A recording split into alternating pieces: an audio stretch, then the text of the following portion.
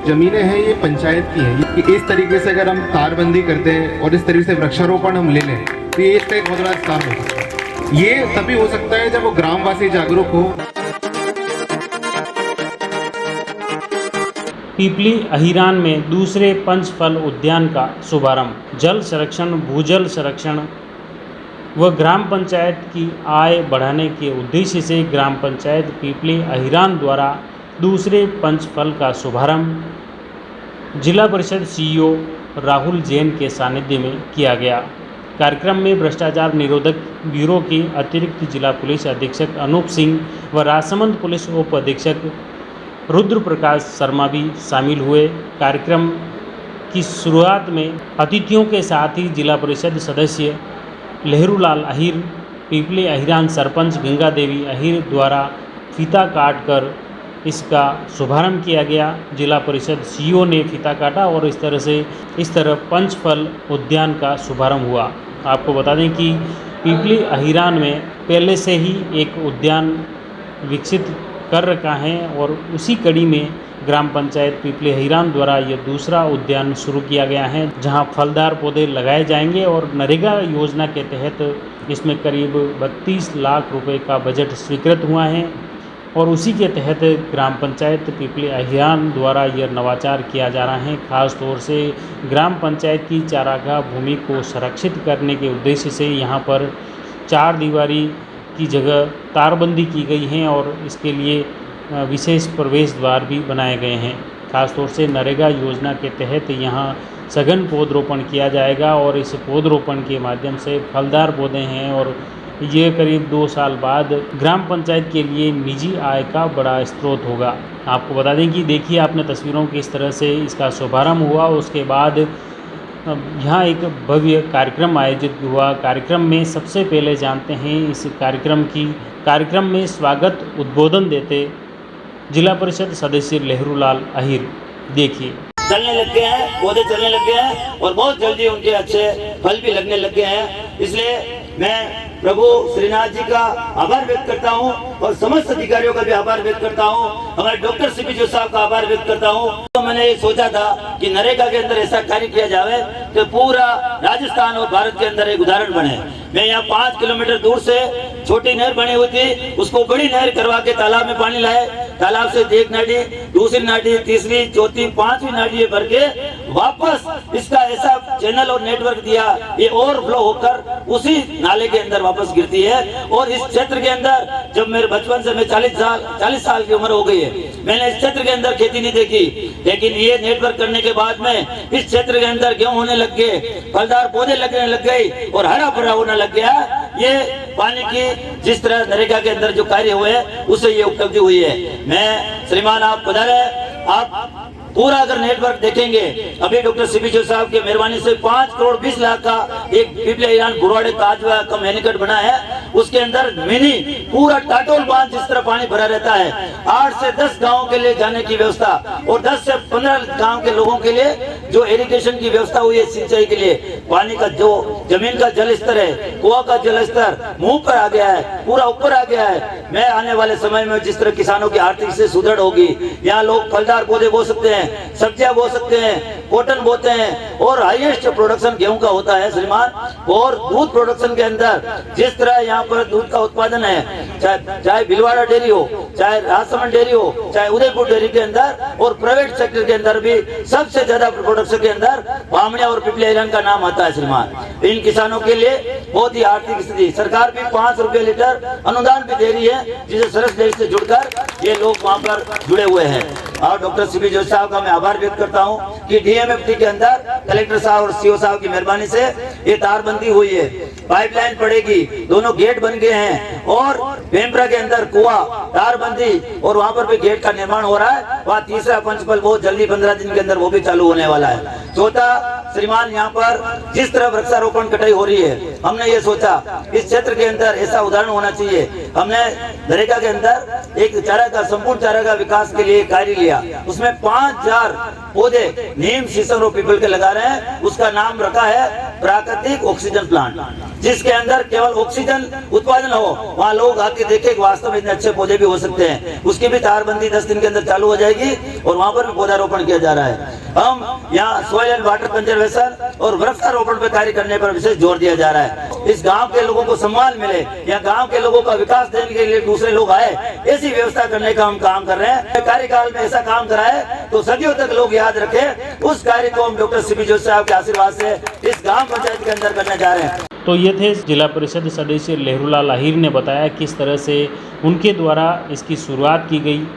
अब जानते हैं जिला परिषद सीईओ राहुल जैन इस उद्यान को लेकर क्या कुछ बोले। मैं इससे पहले उपखंड अधिकारी रहा हूँ, तो उपखंड अधिकारी के रूप में मेरे को सबसे बड़ी जो दिक्कत आती थी वो थी कि चारागाहों को कैसे बचाया जाए। चारागाह भूमियों पर कब्जे, अतिक्रमण, ये बहुत बड़ी समस्या है जो पुलिस के लिए और प्रशासन के लिए हमेशा एक मुद्दा रहा है। इसकी हमेशा दिक्कत रहती थी क्योंकि ये जो ज़मीनें हैं ये पंचायत की हैं, ये आप लोगों की है। इसे कम्युनिटी रिसोर्स बोला जाता है, सामुदायिक संपत्ति बोली जाती है।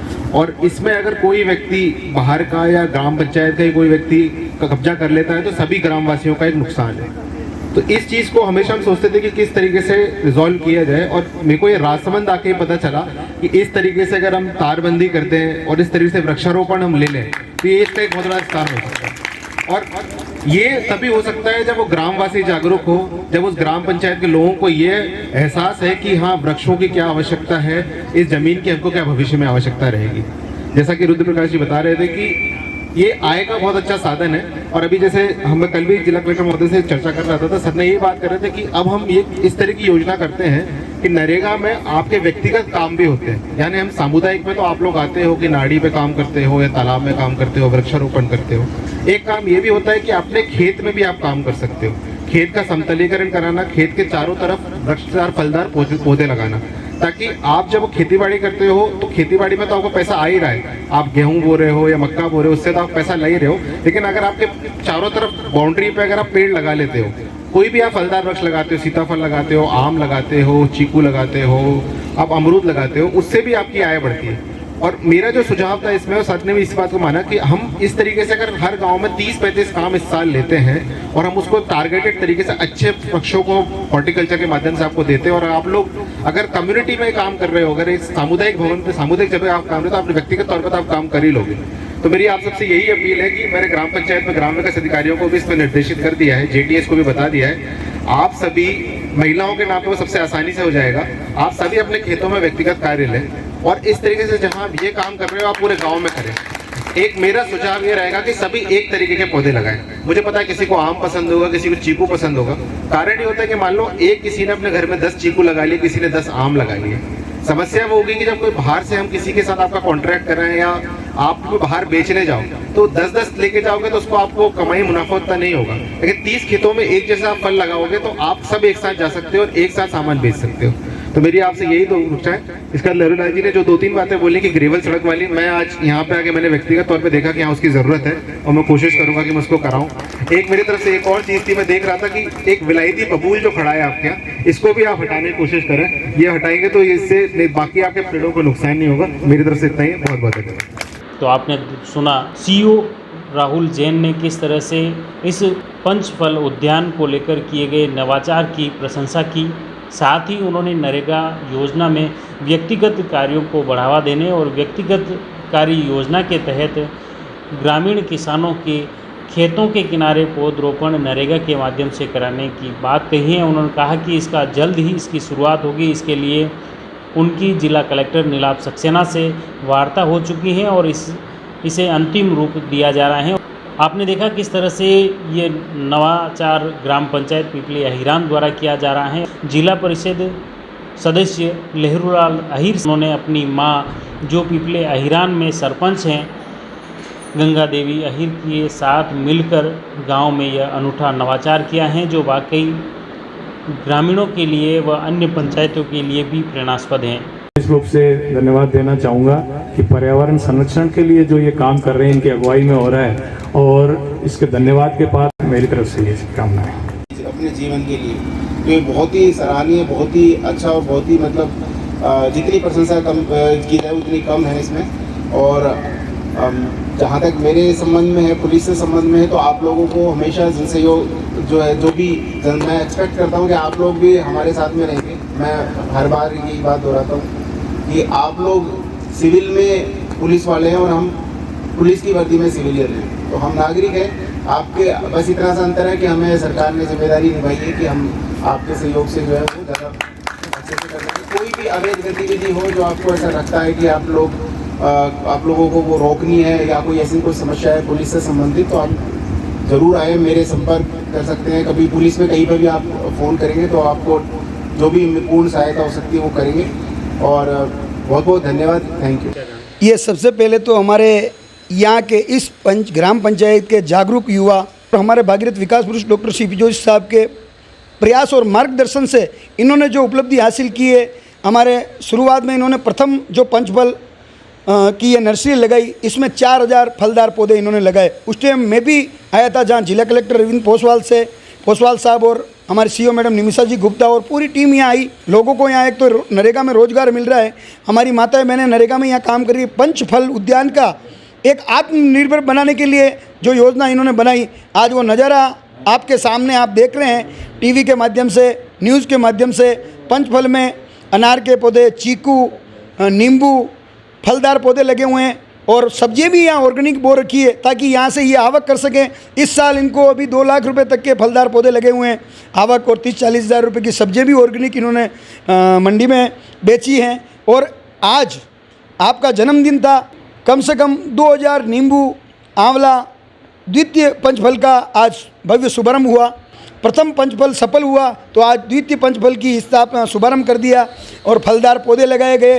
3 नाडियाँ यहाँ बनाई बड़ी बड़ी, उसको नहरीकरण से जोड़ के प्रथम नाडी में पानी, फिर दूसरी नाडी, फिर तीसरी नाडी, ताकि जो सरकार का पैसा वो सही जगह पे लग रहा है। ग्राम पंचायत पिपली अहिरान का यह नवाचार वाकई प्रकृति के लिए, गांव के लिए, क्षेत्र के लिए बहुत ही अनूठा कदम है। इससे न सिर्फ क्षेत्र में चारागाह भूमि बचेगी, सुरक्षित रहेगी, बल्कि इन पेड़ पौधों से ग्राम पंचायत की निजी आय भी बढ़ेगी। साथ ही पेड़ पौधों से पर्यावरण सुरक्षित होगा, संरक्षित होगा और ग्रामीणों को शुद्ध हवा भी मिलेगी। हम प्रयास करते हैं इसी तरह का नवाचार और नई अपडेट खबरों से आपको लगातार रूबरू कराते रहें। आप जुड़े रहिए जयवर्धन न्यूज़ के साथ। धन्यवाद।